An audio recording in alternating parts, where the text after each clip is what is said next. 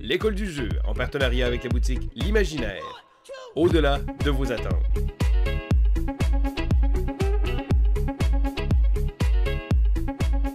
Allô mes Merlin Pimpin, c'est Vince de l'école du jeu et aujourd'hui je vous fais une suite au top 6 de jeux meilleurs à deux joueurs que j'ai fait la semaine passée. Maintenant je fais le contraire, c'est-à-dire le top 6 des jeux jamais à deux. Donc ce sont des jeux que sur la boîte il est marqué qu'on peut jouer à deux joueurs, mais que moi personnellement je ne jouerai jamais à ces jeux-là à deux joueurs. Et si je l'ai fait, ça a été une expérience plus ou moins satisfaisante, du moins pas autant que quand j'y jouais à plusieurs joueurs. Donc, la restriction que je me suis donnée par rapport à ça, parce que probablement qu'il y en aurait un top 60 que je pourrais faire, je me suis restreint à ceux que j'avais dans ma collection. Donc, les différents jeux qui sont présents sur ces étagères et que je ne jouerais pas vraiment à deux joueurs. Ça se peut aussi que vous soyez en désaccord et c'est correct parce que mon but, c'est vraiment de vous expliquer pourquoi moi, l'expérience n'est pas aussi satisfaisante qu'elle pourrait l'être à plusieurs joueurs. Sans plus attendre, on commence avec deux jeux, un qui est sorti l'année passée et l'autre qui a reçu une réédition, c'est-à-dire Brass Birmingham et Brass Lancashire. Entre les deux, probablement que je jouerais peut-être à Brass Birmingham le plus à deux joueurs, mais dans les deux cas, c'est pas le premier jeu que je sortirais si j'étais seulement deux joueurs autour de la table. Je trouve que ces deux jeux-là, on va parler de Brass en général, je trouve que le système en question brille vraiment lorsqu'on a plusieurs joueurs parce que chaque joueur crée une opportunité pour les autres de pouvoir scorer des points. Donc, si on réduit le nombre de joueurs, malheureusement, les opportunités qui sont créées sont vraiment de plus en plus minces. D'ailleurs, c'est important de mentionner que le premier Brass qui a été produit par Martin Wallace en 2007 ou 2008, je crois, avait été fait principalement pour 3 à 4 joueurs. Et c'est la communauté sur Board Game Geek qui a dit, nous autres, on veut faire une version 2 joueurs. Donc, ça a été un peu une espèce de fan-made, une version fan-made produite par les fans. Et que par la suite, Roxley Games a décidé de faire, nous autres, on va vraiment structurer le jeu pour qu'il soit disponible de 2 à 4 joueurs. Mais malheureusement, autant la version fan-made que la version de Roxley Games n'est pas aussi satisfaisante et prenante que quand on joue à 3 ou encore même à 4 joueurs. Je pense que ce jeu-là est vraiment meilleur lorsqu'on a un compte maximum, c'est-à-dire 4 joueurs autour de la table. Mais somme toute, c'est un excellent jeu. C'est juste qu'à deux joueurs, il n'y a pas autant d'opportunités puis il n'y a pas autant de portes qui vont s'ouvrir que si on jouait à plusieurs. Alors, c'était mon numéro 6, les deux Brass Lancashire, Brass Birmingham.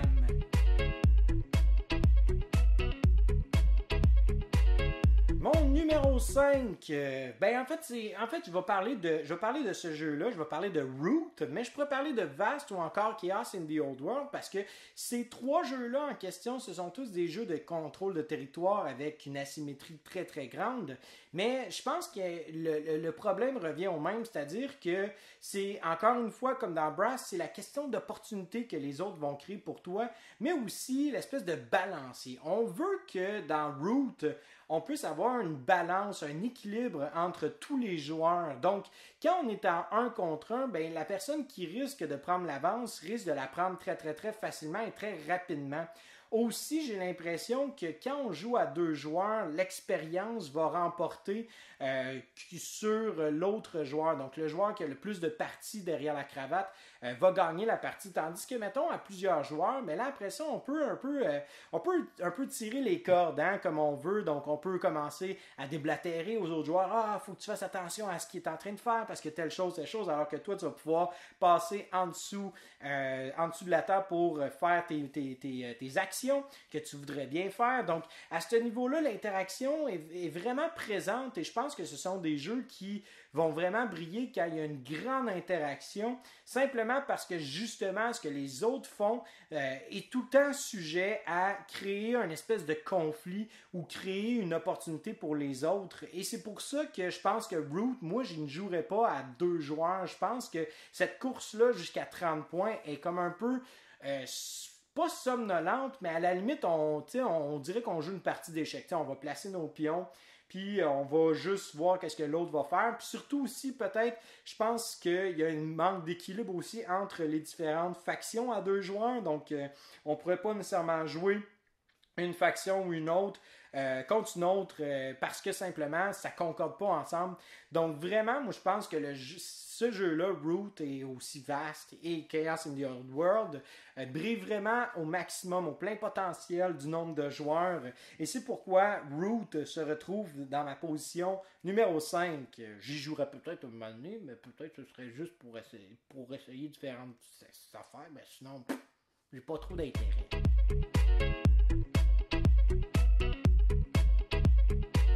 Mon numéro 4 sera décerné à l'Île au Trésor. Et je tiens à mentionner avant d'entrer de jeu que l'Île au Trésor était mon numéro 1 de 2018. C'est un jeu qui me fait capoter. J'adore sortir ce jeu-là. Je trippe vraiment, vraiment beaucoup.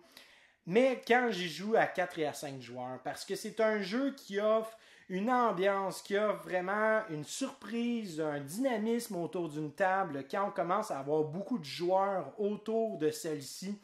Alors qu'à 2 joueurs, ça devient une espèce de, pas de duel, mais un genre de mastermind où est-ce que, tu sais, j'ai caché quelque chose, puis il faut que tu le trouves, puis là, tu sais, c'est, est-ce que c'est un essai, tu sais, ça devient du essai-erreur, ou est-ce que moi, je joue tout seul contre Long John Silver, puis c'est pas ça l'ambiance, c'est pas ça le but. Le but, c'est vraiment que chaque joueur ait une petite parcelle d'informations et qu'on puisse tranquillement, pas vite, déduire et deviner qu'est-ce que les autres joueurs possèdent comme information. Et là, soudainement, cette espèce d'ambiance de pirate-là, que moi je sais telle information, l'autre joueur c'est telle information, et là, il y a une course au trésor vraiment, qui sera le premier à le découvrir et surtout à pouvoir le déterrer de cette île-là, de pouvoir le retrouver et de gagner la partie.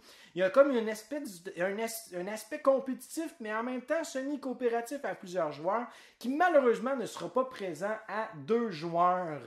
Et j'aimerais pouvoir dire que des compliments par rapport à ce jeu-là, mais je pense que c'est un des défauts principaux que l'Île au Trésor possède à mes yeux, c'est que malheureusement, c'est pas l'idéal de jouer à ce jeu-là à 2 joueurs. Du moins, on n'aura pas la même ambiance puis le même résultat aussi pas optimiste et aussi positif que l'on peut avoir à 4 et à 5 joueurs. Donc, c'était mon numéro 4, l'Île au Trésor.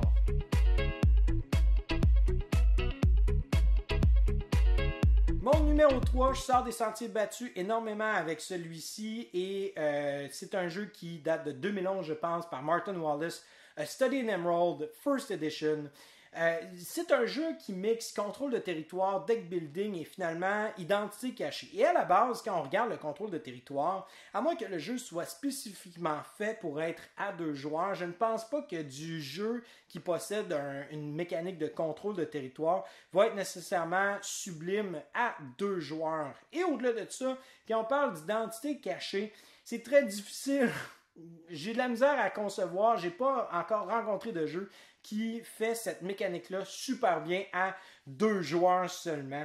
Et Study in Emerald vient vraiment briller quand on n'a aucune idée qui est avec nous, qui fait quoi, pourquoi est-ce que cette personne-là s'en va prendre un contrôle de ce territoire-là pour gagner cette carte-là, pourquoi est-ce que cette personne-là vient d'assassiner telle personne à tel endroit, pourquoi est-ce que cette personne-là protège ce personnage-là en question, pourquoi est-ce qu'on vient d'obtenir le détective Sherlock Holmes, ou pourquoi est-ce que lui vient chercher Moriarty. Et là, il y a vraiment une espèce de paranoïa qui se crée autour de Study in Emerald, particulièrement à cause de la thématique, mais aussi à cause des mécaniques. Et là, on commence vraiment à se poser des questions sur pourquoi telle personne fait telle chose. Et chaque action est tellement importante, puis va tellement déterminer notre alliance, notre allégeance, mais au-delà de ça, les prochains tours que l'on va faire, c'est vraiment un jeu qui est vraiment le fun, mais à 2 joueurs, je ne jouerai pas parce que justement, ce qui devient intéressant, c'est quand on révèle nos cartes à la fin et qu'on dit si on était loyaliste ou si on était des rebelles, et là, on vient vraiment donner une espèce de grosse claque au visage des joueurs en disant vous êtes carrément trompés par rapport à telle ou telle personne, puis on a aidé un joueur parce qu'on pensait qu'il était dans notre équipe, puis finalement il l'est pas du tout. Tandis qu'à 2 joueurs, ben, tu sais, il y a comme une espèce de compétition un peu, pas malsaine, mais tu sais, un peu drabe, je dirais. Où est-ce que, bon, tu sais, on va tous s'entraider ou pas, bah, ça n'a pas vraiment d'importance. Le but, c'est de faire le plus de points, merci, bonsoir. Tandis que le principe aussi, il y a un système de pointage dans Study in Emerald qui fait en sorte qu'on veut aider notre équipe parce que le joueur ayant le moins de points va faire perdre toute son équipe. Alors, ça va être les joueurs étant dans la même équipe qui vont compétitionner pour la victoire. Donc là, c'est là qu'à ce moment-là, ça devient très intéressant. Mais à 2 joueurs, bon, il y a une mécanique justement qui va faire en sorte que si tu n'es pas dans la même équipe, le joueur ayant le plus de points gagne. Mais c'est pas aussi vivant que le reste du jeu. C'est un jeu qui est vraiment bon, qui mérite plusieurs parties avant de comprendre l'ambiance, l'environnement, ce que le jeu propose. Mais c'est définitivement un jeu à essayer, mais jamais à 2 au départ, puis probablement jamais à 2, point barre.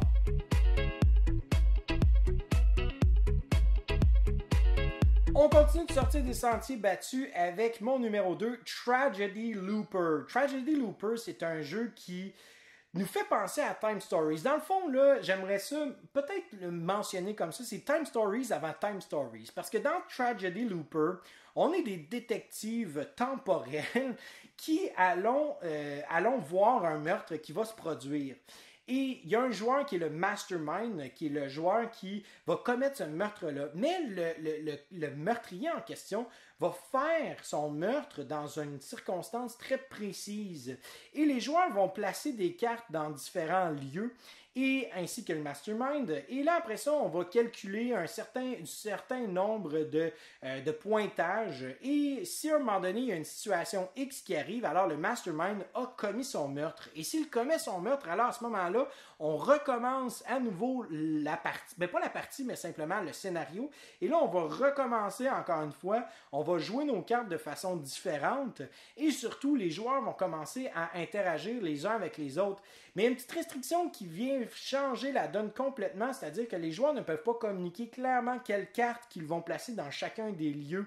Donc, on a tout le temps cette espèce d'incertitude-là de « ben moi, je vais m'occuper de ce lieu-là. OK, mais pourquoi? Puis qu'est-ce que tu veux faire? Puis qu'est-ce qui va se passer avec ça? » Tandis que si on était juste à 2 joueurs, ben tu as le mastermind, puis tu as l'autre joueur. Et chacun des joueurs, en théorie, possède un deck de cartes. Alors que si tu es seul, ben tu possèdes 3 decks de cartes, ce qui fait en sorte que ben, tu vas placer les cartes où tu veux. Et là, on perd complètement de la saveur coopérative, qui est vraiment l'aspect de déduction, puis aussi l'aspect de, bon, on pense que telle chose est arrivée parce qu'on a placé une carte à tel endroit, mais là, l'autre joueur a vu aussi une autre situation se dérouler devant ses yeux. Donc là, on a vraiment cette espèce de partage d'informations-là.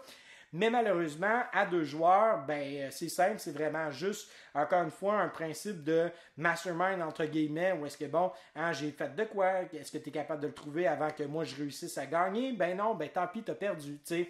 Donc ça, je trouve ça un peu dommage par rapport à cet aspect-là de Tragedy Looper, pardon.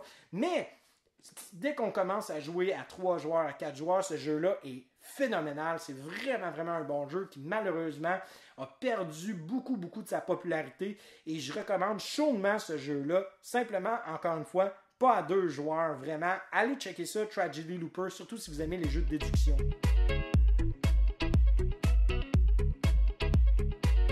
Mais la palme d'or de mes jeux dans ma collection que je ne jouerai jamais à 2 sera décernée à Inish.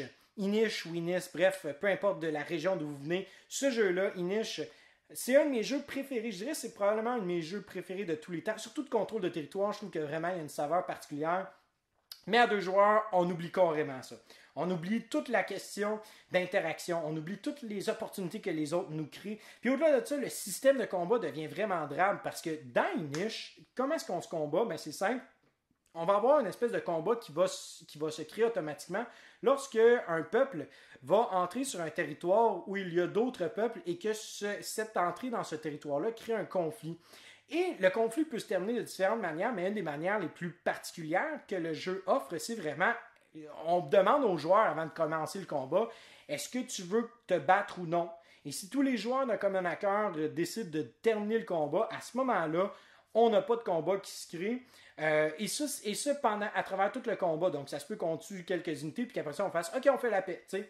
Et ça devient intéressant parce que quand on joue à plusieurs, ben là, ça devient le fun parce que justement, on a cette interaction-là, on rentre dans un territoire, on dit, ben moi, je veux juste tuer cette personne-là, puis après ça, moi, j'ai fini, merci, bonsoir. Et là, tu as comme un plan qui est en arrière de la tête qui est réglé par rapport à ça. Mais à 2 joueurs, tu vas rentrer sur un territoire, tu vas dire, est-ce que tu veux te battre avec moi?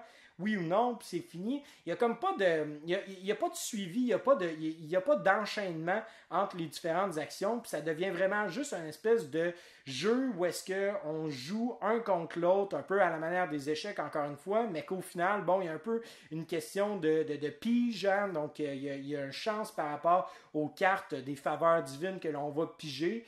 Puis ça fait en sorte que peut-être le jeu manque vraiment, il perd toute sa saveur selon moi. Mais à 3 puis à 4 joueurs, c'est un jeu que je jouerais n'importe quand. Si vous avez jamais joué à Inish puis que vous me rencontrez, vous me dites « Hey Vince, on joue ça à Inish, on se pogne une boîte, on joue. En dedans d'une heure, 1h15, c'est fini. Et on va avoir un plaisir fou à y jouer. Pas juste 2. Trouvons-nous un autre joueur au moins, 3, 4, ça va être vraiment, vraiment le fun. » Et c'est ce qui conclut mon top 6 de jeux jamais à 2 joueurs de ma bibliothèque personnelle. Maintenant, les chiffres que j'ai placés, j'aurais très bien pu échanger certains jeux avec d'autres positions. J'ai décidé de donner un ordre comme ça qui va refléter grosso modo ce que je pense. Mais autrement, bon, si vous n'êtes pas d'accord avec cet ordre-là, ben refaites-le. Si vous avez des jeux que vous ne joueriez jamais à 2 joueurs dans votre collection et que vous voulez me partager lequel ce serait, ben faites-le. Si vous êtes en désaccord avec moi avec certains jeux que j'ai mentionnés, vous les appréciez particulièrement à 2 joueurs, expliquez-moi pourquoi. Puis au-delà de ça, faites donc votre liste dans les commentaires. Donc voilà, si vous avez apprécié cette vidéo, laissez un petit pouce vers le haut, ça fait toujours du bien à recevoir. N'oubliez pas de vous abonner à notre chaîne YouTube, nous suivre sur Instagram et liker notre page Facebook. Tous les liens vont être en dessous. Et voilà, sur ce, c'était Vincent et je vous souhaite à vous et à vos amis un bon jouage. 1, 2